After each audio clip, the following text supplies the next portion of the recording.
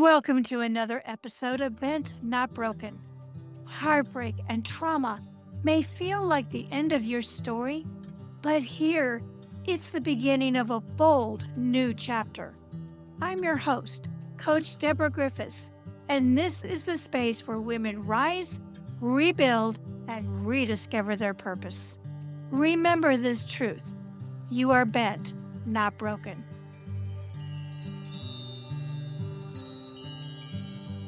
Today's guest is Jonathan Aslay, one of America's leading midlife, self-love, and life coaches.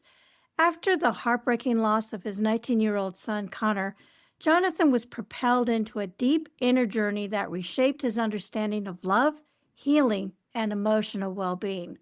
What he discovered is powerful. So many people searching for relationships aren't struggling with dating.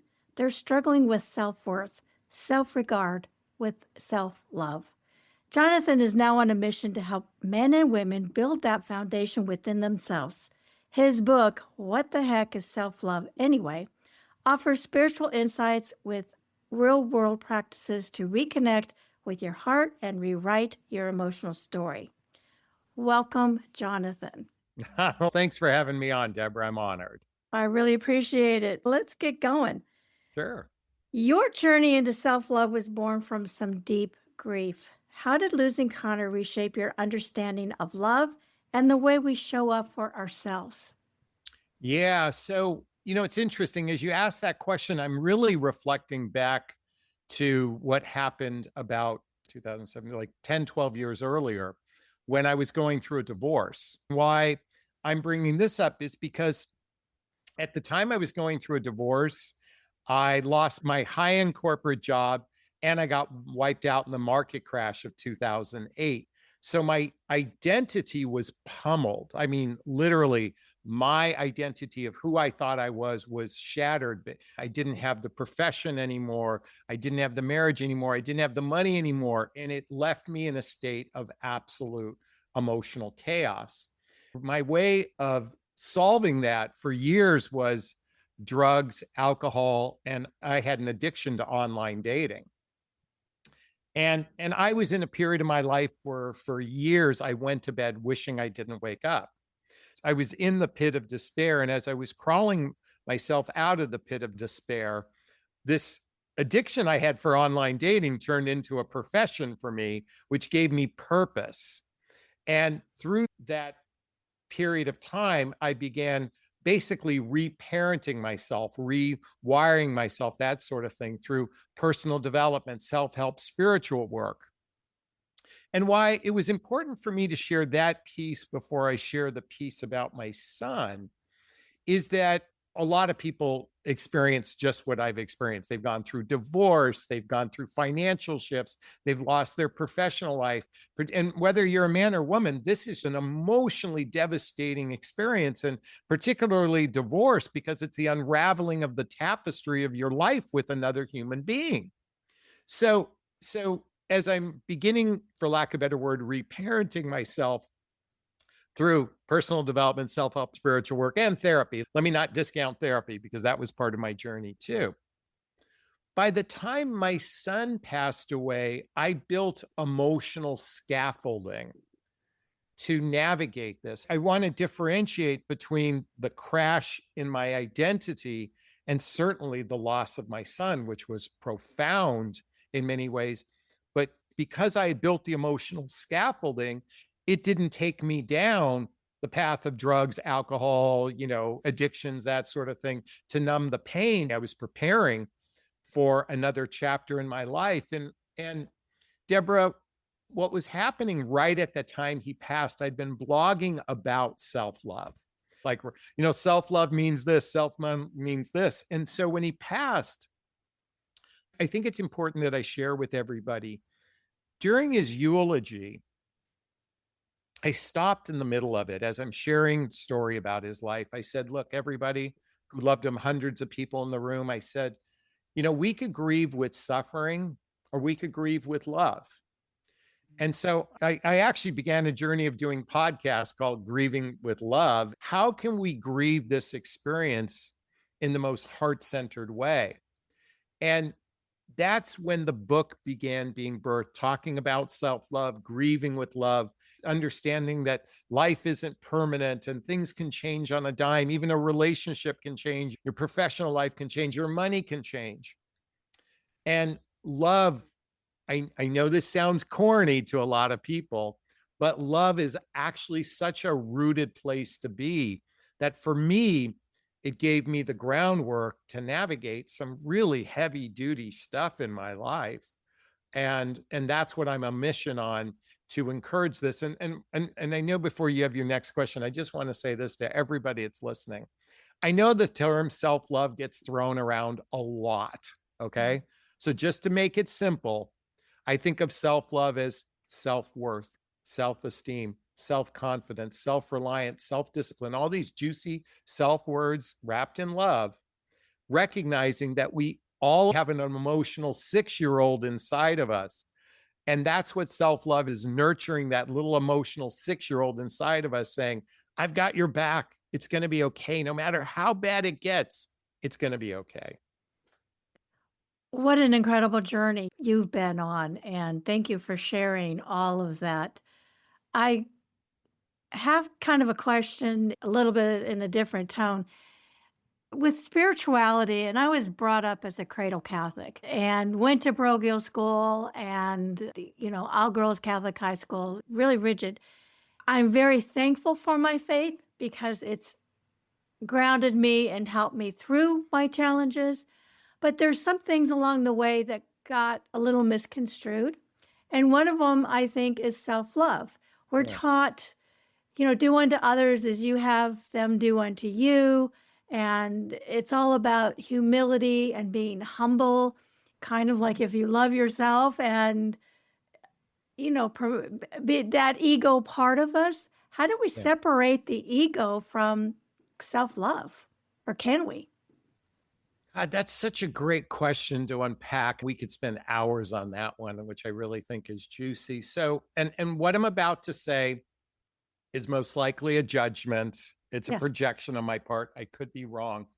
But the way I look at organized religion, it's very fear-based and trying to shift our behavior through fear, which isn't love. Ego gravitates to that because the ego is dancing between emotional self-protection and its needs, wants, and desires. Love is a frequency. I look at love as a frequency. It's vibrating at, and this sounds like a judgment, even saying a higher or lower frequency. I mean, that's a comparison, but I just want to say that it vibrates at a more harmonic frequency. Ego, to me, vibrates on a more agitated frequency, in my interpretation. So the difference between like a tuning fork, tuning a guitar, if you strum a guitar that's out of tune, it's going to go like this. But when it's tuned, it's like that's the way I view it.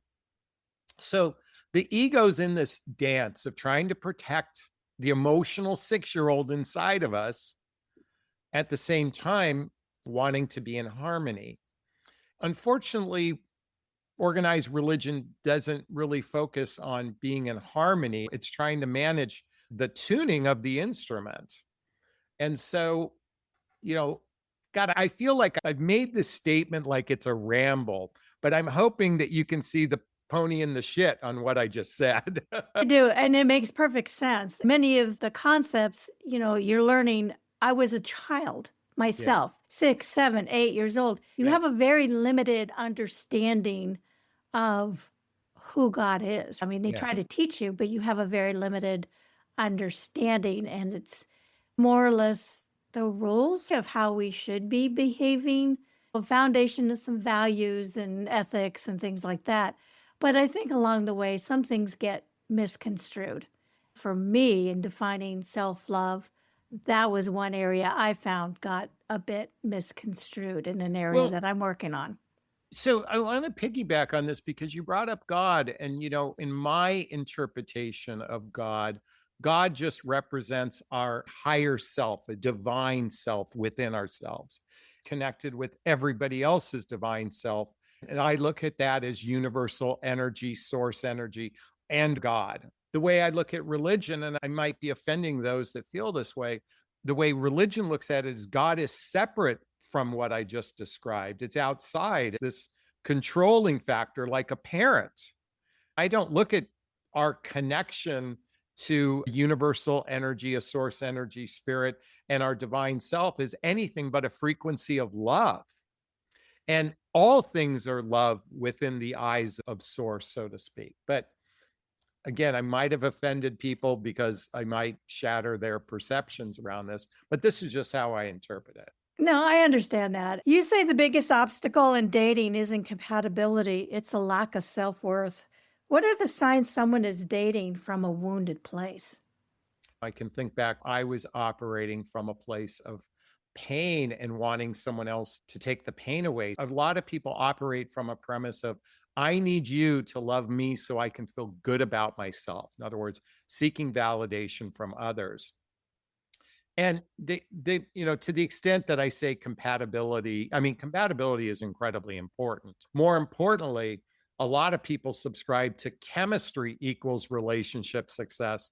And boy, is that further from the truth. Chemistry works like a broken clock. It's right twice a day. Chemistry. What really cements beautiful, juicy, delicious, healthy, happy relationships is a relationship built on a foundation of friendship with physical connection. If you're operating from a wounded place, a place of needing validation from someone else, it's not that you can't be in relationship with anyone, but you're going to be in a relationship based on expectations.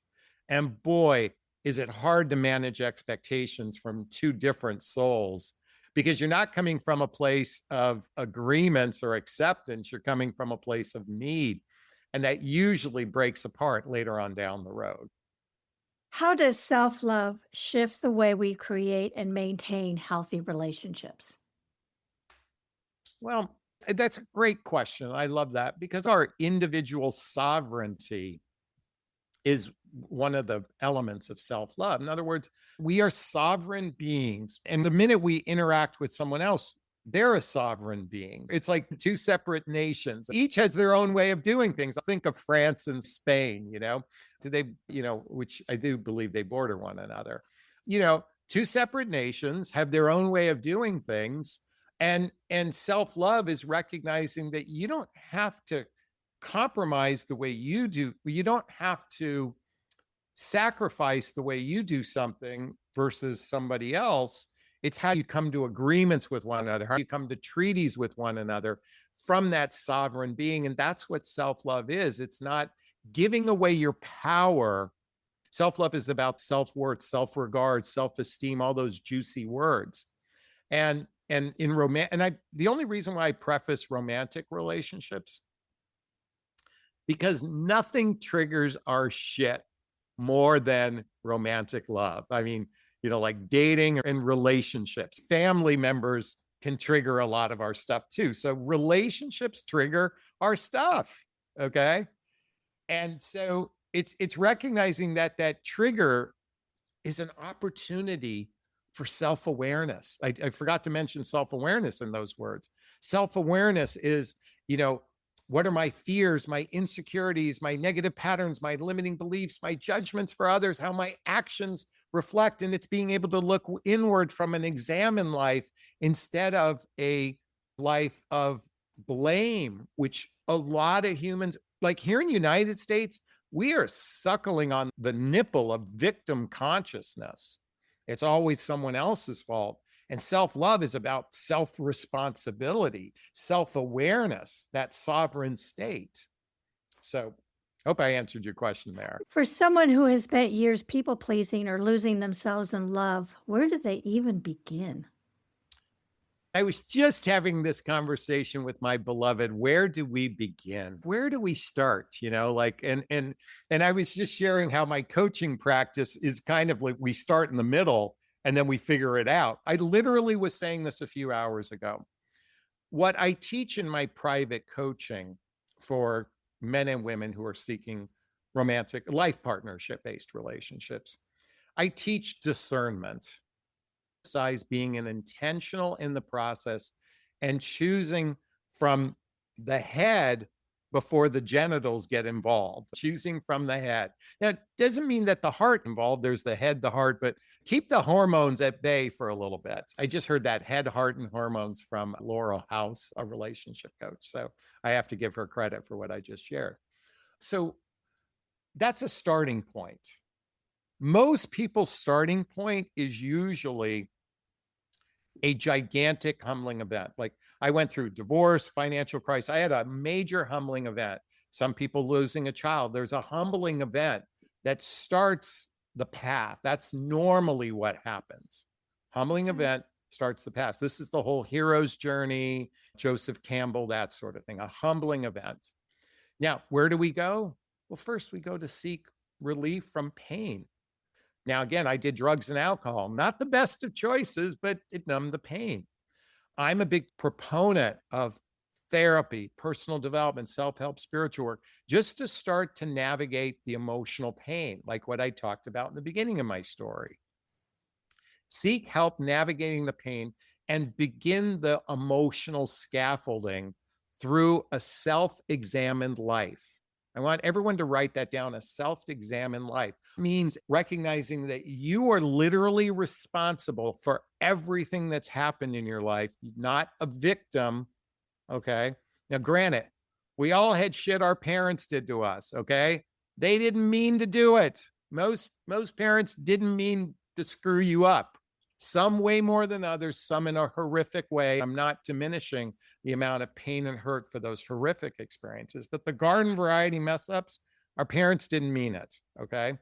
Taking ownership of that and certainly be in a state of forgiveness would be a great place to lean into, forgiving our parents and examining how our lives are shaped by the scripts our mom and dads or the people in our lives, those school teachers and everything. These are all the scripts that carry. And by the way, to make it really simple for everyone, our scripts, the stories, is like computer programming. To write a computer program, to do something known as code. The first line of code, the second line of code, the third line of code, the 100th line of code, the billionth line of code. There's so much code. Right. That's what those scripts represent. When there's a glitch in the system, it's usually you got to go back to the code to figure out where that glitch occurred. That's what a self-examined life does.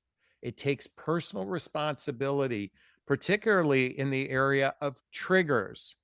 Triggers, ouch, something ouch happens.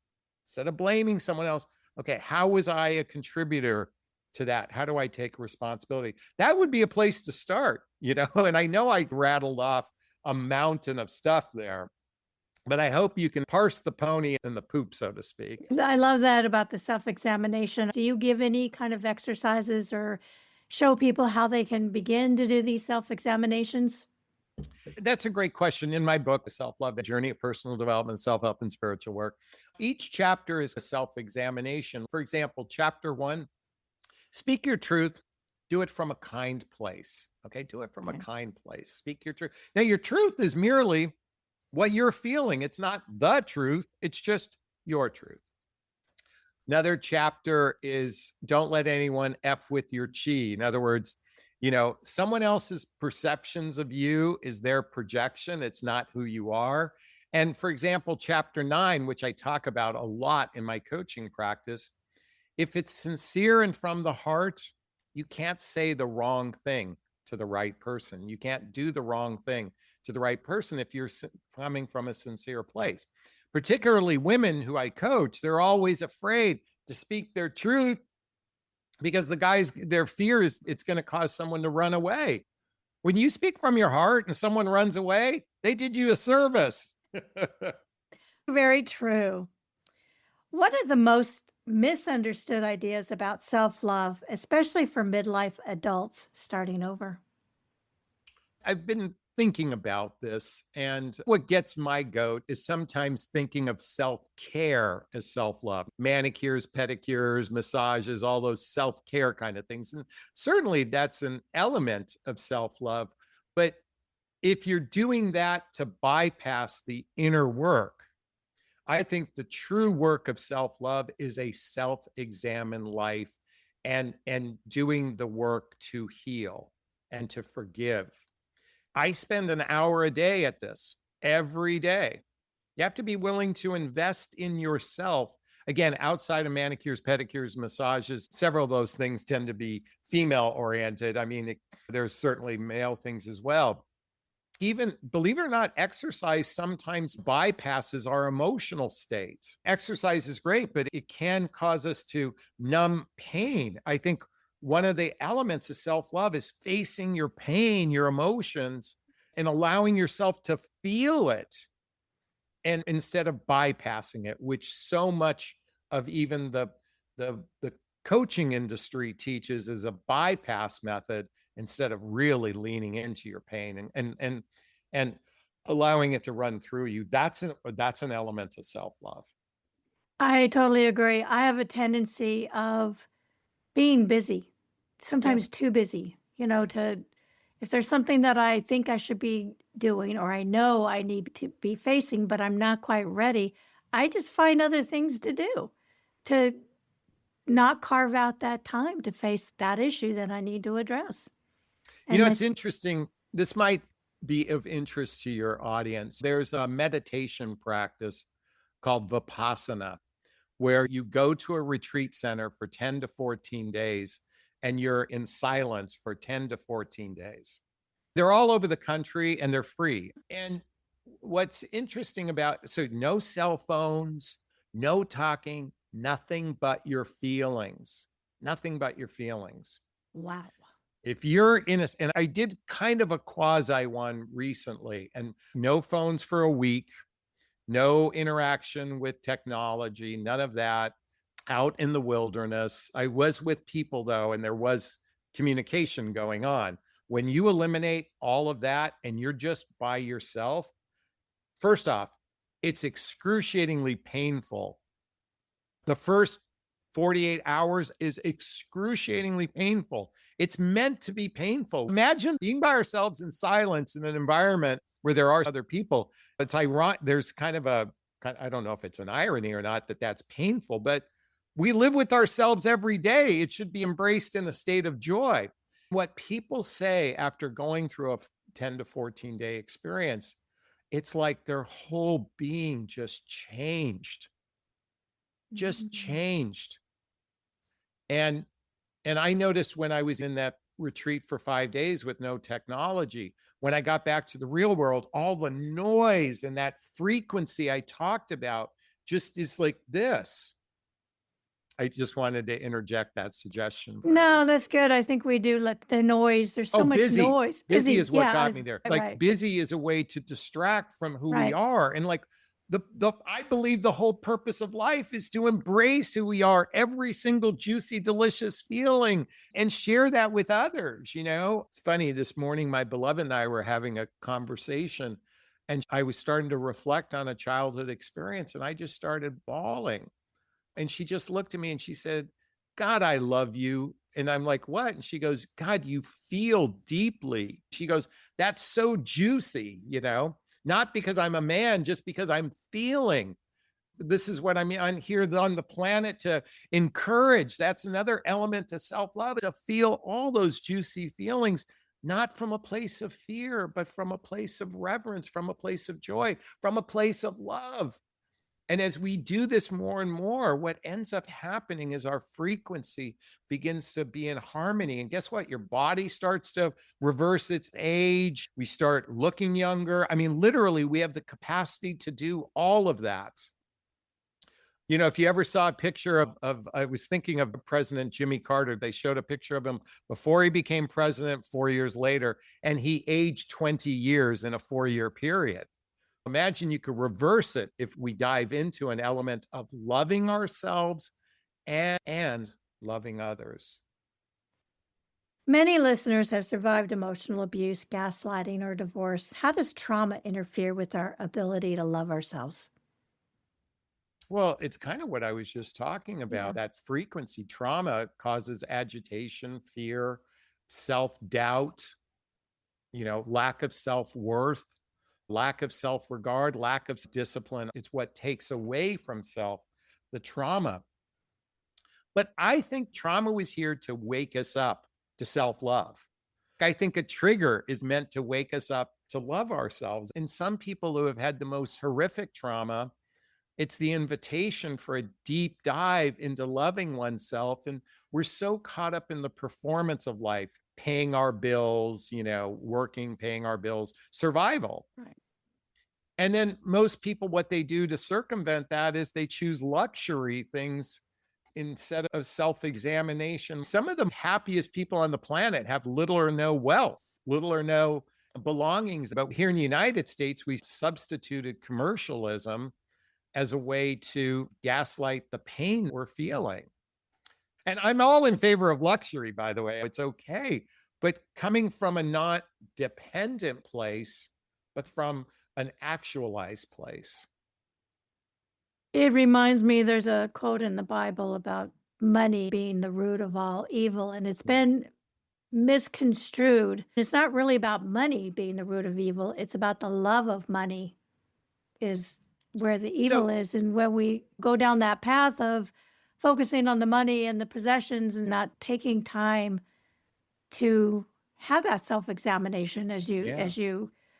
say it, and come to a Can I point of where we need, why are we going after possessions when something inside us needs to be healed? Yeah, and I want to share this with everyone. Imagine replacing the word money with the word appreciation. Mm. Like we look at money as appreciation. There's this smartphone I'm holding, and I use appreciation for the trade for that. And somebody goes to work and there's a paycheck. That's appreciation. If we reframe the idea of money to the concept of appreciation, it's just an exchange of appreciation. Love that. And really embrace it. Look at your paycheck and go, God, I'm so blessed. Look at it from a place of appreciation. And every time you hand money someone, just go, God, I'm so grateful. I can be in a state of appreciation and non-attachment. Man, even if you started to do that from this conversation, that's a self-love practice. I promise you, life will start feeling a little bit better when we operate from that vantage point. It all goes back to also gratitude. You're talking about appreciation, Yeah. we get a paycheck. Yes, we worked for the paycheck, but to get the paycheck and be appreciated that we're getting a paycheck, we should be actually thankful and take that second, like, thank you, before we go on to the next. I'm entitled or I deserve it. Just be in a Right. state of gratitude. The happiest people I know swim in gratitude. And this is, again, for those who've suffered, I am not here to suggest you don't have a right to feel a certain way, but I'm also inviting all of you to work on self love, forgiveness, healing, and start adopting this. Your life will Yeah. get better. You talk about self love as a daily practice. What does that look like for you, especially on hard days?